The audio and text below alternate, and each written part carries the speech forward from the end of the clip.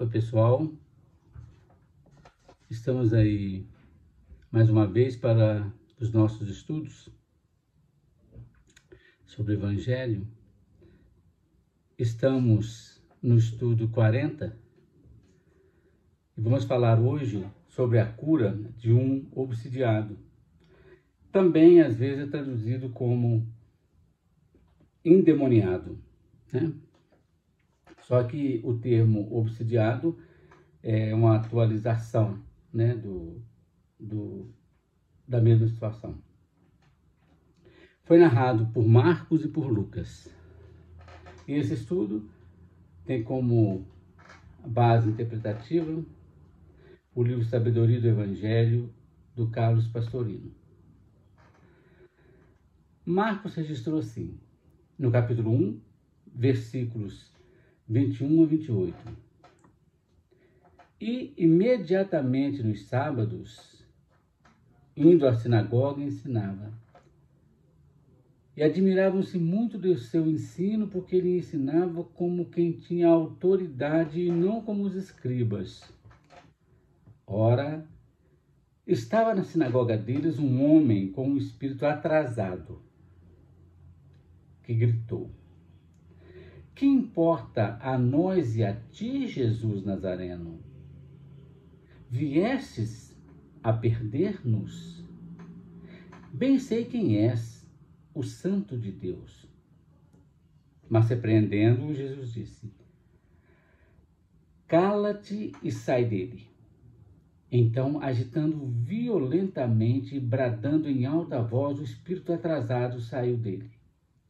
E todos ficaram tão admirados que uns perguntavam aos outros: Que é isso? Que novo ensinamento é esse? Porque com autoridade ele manda também aos espíritos atrasados e eles lhe obedecem. Divulgou-se logo sua fama e por toda a circunvizinhança da Galileia. Lucas registrou assim, capítulo 4, versículos de 31 a 37. E ensinava a eles nos sábados. E admiravam-se muito de seu ensino, porque sua palavra fora com autoridade.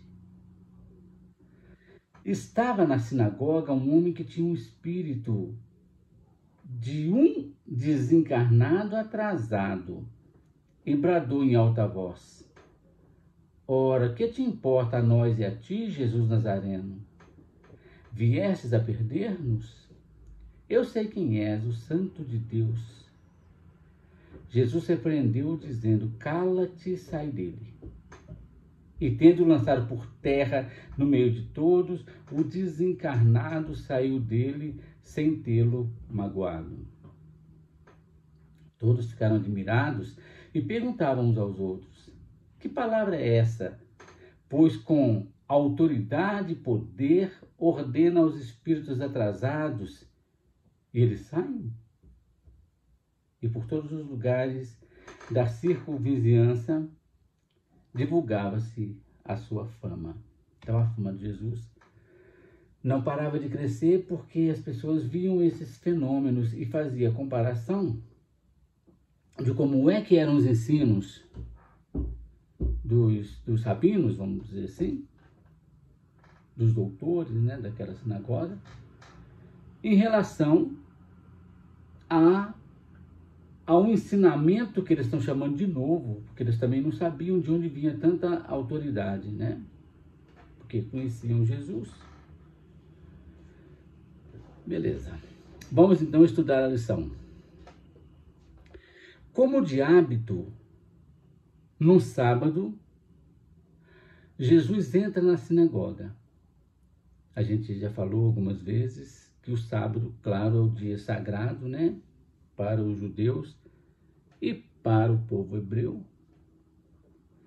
O dia de sábado, então, era dedicado ao exercício das coisas do Espírito, contrapondo os outros 6 dias que as pessoas se dedicavam aos trabalhos materiais. Então, no sábado, Jesus entra na sinagoga. Não se fala ali dos discípulos, mas é com clareza que a gente pode dizer que estavam lá também Pedro, André, Tiago e João, porque eles eram moradores de Cafarnaum e cumpridores dos ritos da religião. Então eles também estavam lá, como todos os outros. Embora não fale, né, nenhum dos dois cita nenhum dos apóstolos, né? Era costume convidarem os visitantes e assistentes a falar.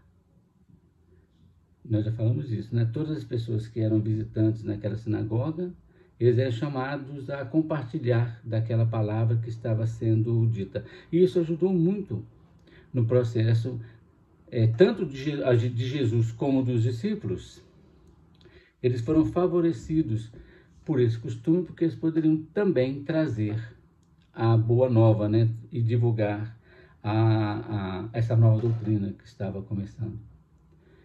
Marcos, então, ele fala da admiração que todos tinham pela autoridade com que Jesus falava, e que não era como os escribas. Porque, de modo geral, os escribas levavam os comentários decorados, mesmo porque, para facilitar a comunicação, já que era rito, eles acabavam decorando a forma para esclarecer as outras pessoas, né, que estavam ali naquela assembleia. E isso, então todo mundo já estava mais ou menos acostumado com o estilo dos escribas. Eles estavam sempre habituados a ver sentenças, vamos dizer assim, expressões pré-fabricadas e recitadas. Não tinha um falar natural, mas era um processo já recitado. E não expressões vívidas, interpretações palpitantes e objetivas que Jesus tinha trazido. Palavras cheias de amor. Isso muda completamente o histórico daquela reunião, daquele dia que Jesus estava lá. Lá naquela sinagoga havia um homem obsidiado por um espírito atrasado. É importante que a gente entenda. Esse atrasado, isso significa aquele espírito não purificado, não evoluído, né? Essa expressão de espírito atrasado aparece 23 vezes no Novo Testamento, referindo-se ao sentido de pureza legal, não da natureza legal, mas da natureza moral. Era espírito que estava atrasado no conceito da moralidade que eles pregavam.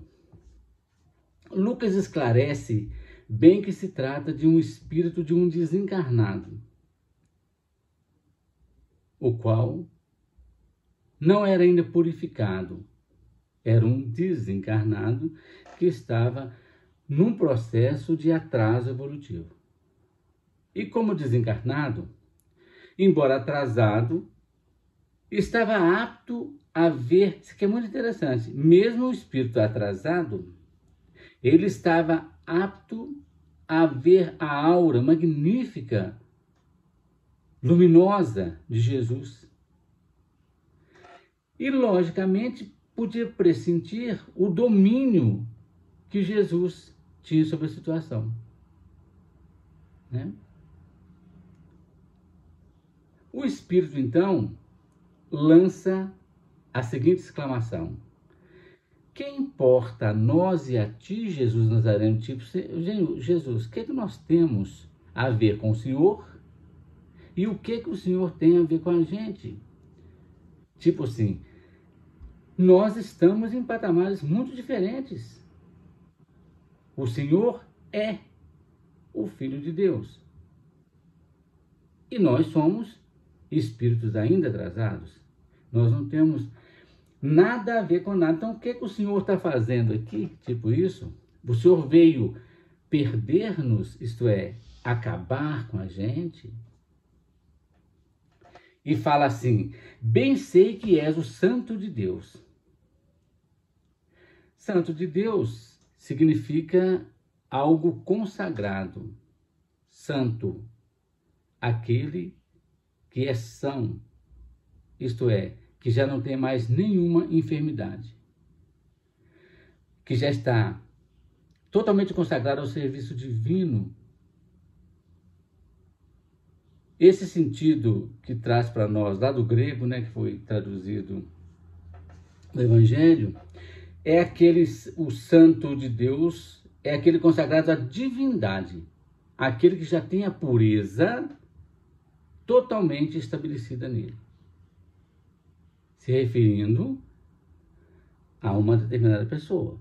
Então Jesus ali era o santo de Deus, a representação divina, e o espírito obsidiado sabia disso. O espírito, né, desencarnado, que estava obsidiando o outro irmão, sabia muito bem disso.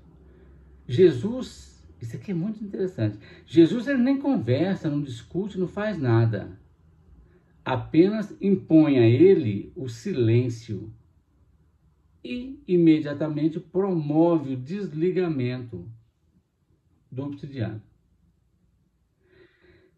Isso aí se trata do desligamento fluido das duas auras, a do desencarnado, que estava num processo de dominação, né, daquela situação, e o encarnado, que naquele momento estava sendo subjugado. Quando sai, as auras estavam tão assim próximas, quase intrincadas mesmo, que quando sai provoca uma grande agitação. E a angústia da separação, porque é uma relação quase que de comensalismo, né? Um se alimenta da energia do outro, né? A angústia, então, da separação, desse desligamento, faz com que o obsidiado grite. Essa situação ela é bastante comum, né, nas casas espíritas, quando ocorria, né, como ocorre até hoje, que eles chamavam antigamente de reunião de desobsessão, depois passou a ser uma reunião de esclarecimento, né, sessões de esclarecimento, amenizaram a expressão, mas isso é até comum, né, nas casas espíritas, quando no caso de obsessões assim mais violentas, vamos dizer assim. O fato é que a libertação é feita. O espírito obsessor é afastado, naturalmente vai ser encaminhado, né, para um trabalho, dependendo do nível que cada um deles esteja. E que Lucas então detalha que o obsidiado foi lançado por terra, como se houvesse perdido o chão, o apoio, aquilo que sustentava. E esse fenômeno imediatamente provocou a admiração de todos que estavam ali presentes. Todos já conheciam, todas as pessoas que estavam ali presentes já conheciam muito bem os métodos religiosos chamados de exorcismo. Isso até na igreja medieval, na igreja católica, até o século XIV, por aí, século XIII, não sei hoje, mas usavam a expressão de exorcismo, vão exorcizar, né? E eles sabiam que por mais que eles aplicassem os métodos religiosos, eles não surtiam efeito. Simples. Porque os exorcistas, aqueles padres, né, da época em especial, vamos dizer assim, porque não tinha nem o protestantismo ainda, né? Eles não faltava para eles uma autoridade moral. Eles tentavam impor uma autoridade no processo de exorcizar, mas não tinha a aquela autoridade que Jesus demonstrou, claro, que ele já tinha, porque era próprio dele, né? E eles também não conheciam aquilo que a gente chama hoje de técnica desobsessória, vamos chamar assim. Como é que acontece aquilo? Hoje nós sabemos pela doutrina espírita que só existe a possibilidade da obsessão quando se entra em sintonia. Precisa ter uma tomada. O André Luiz deixa isso claro para a gente nas obras dele.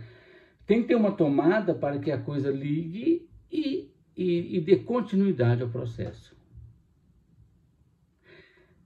O que impressiona o pessoal é o poder psíquico de Jesus dominar os espíritos, os desencarnados, atrasados, que quase sempre, isso é um fato, eles são renitentes, não adianta mandar eles embora que eles não vão, são teimosos, são irreverentes, brinca com a cara dos exorcistas, com qualquer outra pessoa que queira afastar o espírito daquela fonte de energia que ele estava se alimentando, né? E não obedece qualquer um de jeito nenhum. Mas a real força moral de Jesus rapidamente se impôs sobre ele e o afastamento aconteceu. Não há uma outra situação senão a fama de Jesus que ia se esparramar por todas aquelas redondezas, né? Aí todo mundo queria contar essas novidades. Todo mundo queria falar, gente, mas apareceu Jesus e que faz isso, faz aquilo outro, depois cura isso, cura aquilo, faz milagre, né, na cabeça das pessoas. Aí Jesus acabou ficando cada vez mais famoso, porque ele demonstrara, segundo aqueles fatos, né, ou através daqueles fatos, que ele era senhor de uma força notável, que ninguém até então tinha conseguido. E isso, então, ficou claro que ele tinha, que essa força de Jesus era muito, muito acima de todos os homens comuns daquela época. Ninguém era nem parecido com Jesus Cristo no sentido dessa força moral. E a ação, então, é feita, o desligamento é feito, quase com certeza, né? Não, embora não esteja escrito, os espíritos foram encaminhados, não são apenas expulsos. Expulsar para onde? Né? As pessoas falam, expulsar o demônio, vamos tirar, não adianta. Então, é fundamental que ele seja encaminhado para um processo de melhoria. Né? É isso que acontece. Entendendo a lição no sentido mais profundo, Jesus, então, representa, como nós já falamos aqui diversas vezes, a individualidade que nos ensina com seu exemplo que mesmo aqueles que não necessitam mais dos trilhos da religião, nada perdem por participarem das tradições do povo. Jesus ia ao templo, Jesus falava nas ruas, Jesus falava nos montes. Jesus não tinha necessidade de nenhuma sinagoga, de nenhum templo, de nada. Para ele, bastava a natureza. Mas isso para a gente é muito interessante. Porque Jesus, que não perdia de modo algum aquela possibilidade de ensinar, porque ele veio para ensinar a todos, por isso que registrou ali que ele ensinava nas sinagogas. E Jesus a todo momento está ensinando a gente por meio das intuições, né? Ele então aproveitava aquela oportunidade de estar no templo, onde todas as pessoas já estavam acostumadas a participar, para apresentarem para eles uma nova forma de ver as coisas. Esclarecimentos novos, trazidas pelas grandes verdades profundas do Espírito. Jesus ia aonde as pessoas estavam, não porque necessitasse de religião ou de templo, mas para aproveitar aquele momento e trazer, a boa nova. Então não tem problema nenhum frequentar o círculo religioso, qualquer que seja ele, não importa o tipo de religião, mas não apenas para cumprir os ritos. Não adianta, por exemplo, ir à missa só para tomar a hóstia e não mudar a conduta. Não adianta nada ir na casa espírita, tomar passe, tomar água fluidificada e permanecer na mesma vida, não adianta nada.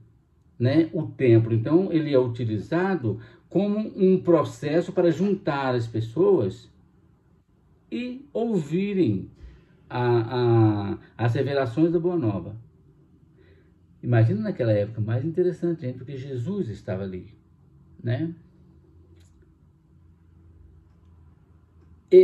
nesses ambientes, então, era encontrado o aspecto propício para que o ser iluminado pudesse agir com uma autoridade, mas não é uma autoridade qualquer, é uma autoridade repleta de amor, uma autoridade amorosa que iria atender os necessitados em tudo que ele precisasse para que ele pudesse seguir a sua trajetória evolutiva.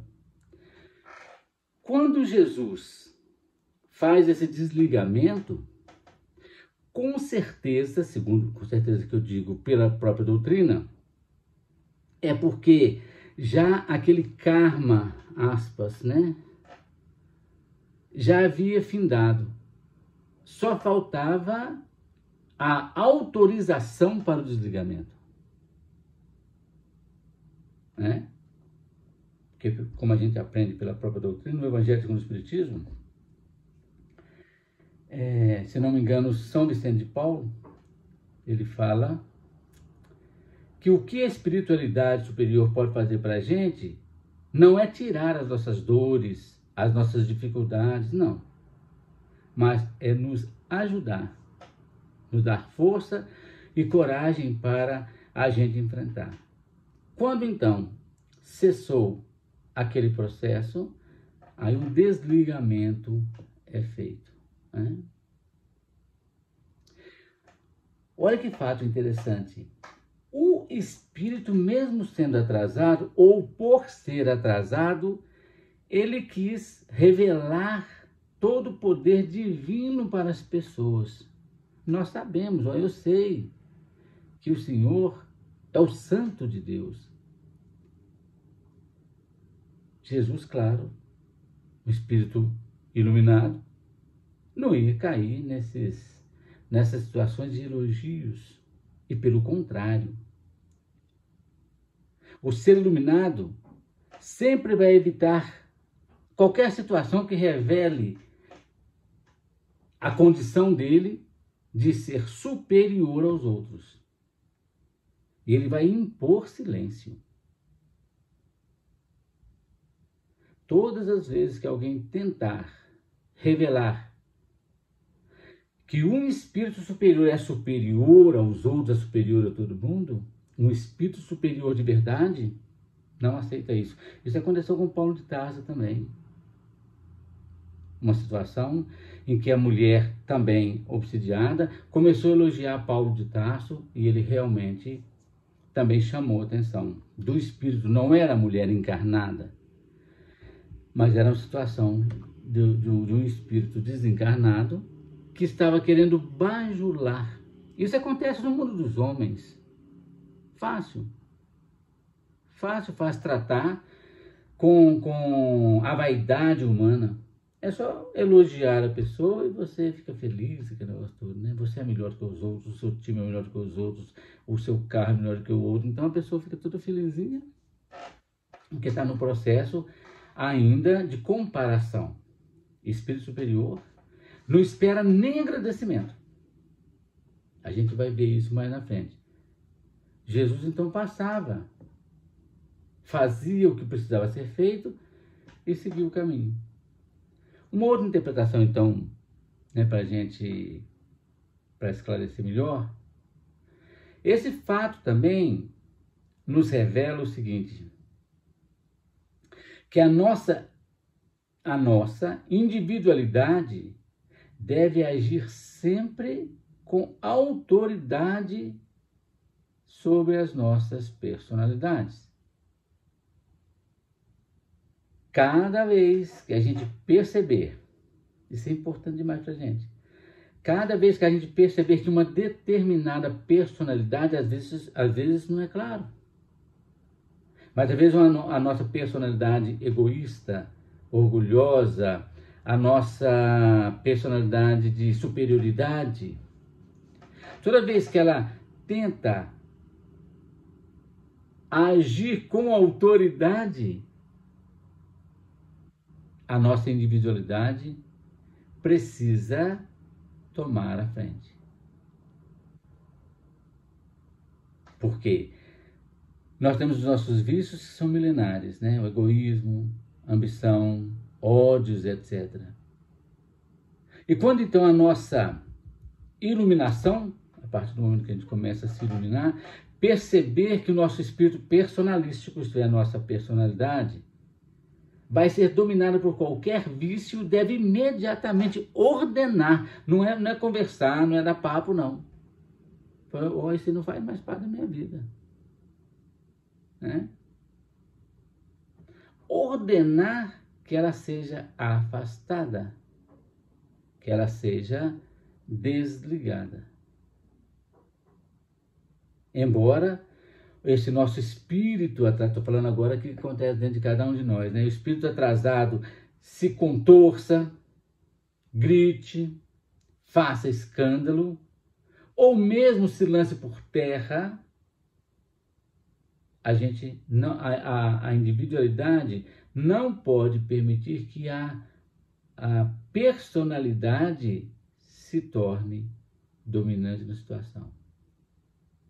É com isso aí que a gente, encarnado agora, a nossa individualidade encarnada, o nosso ser superior, o nosso eu profundo, né? Ele vai cada vez mais se fortalecendo. E sem essa força moral, o espírito não vai poder progredir. E vai permanecer séculos e séculos presos às ilusões,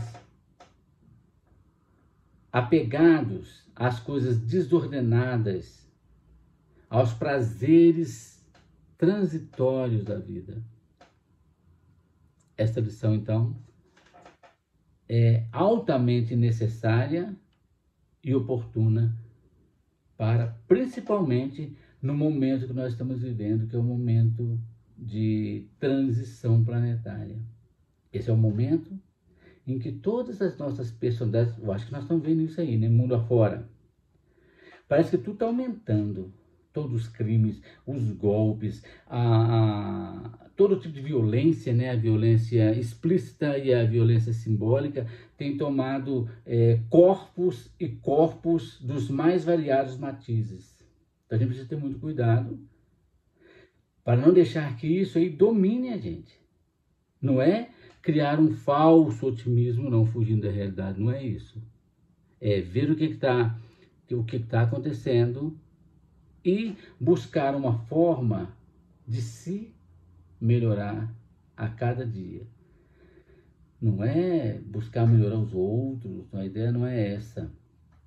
Porque a partir do momento que a gente se melhora, a gente começa a melhorar as pessoas que estão, né, do nosso lado. Essa lição é muito bacana para a gente, bastante oportuna, né? Que nem eu disse, e totalmente necessária para o nosso processo evolutivo. Pois é, gente, é isso que eu preparei para a gente, para conversarmos um pouco. E na semana que vem, a gente continua com os nossos estudos. Que a paz de Deus, nosso Pai Criador, possa entrar em nossas mentes e em nossos corações e ali permanecer. Muita paz a todos.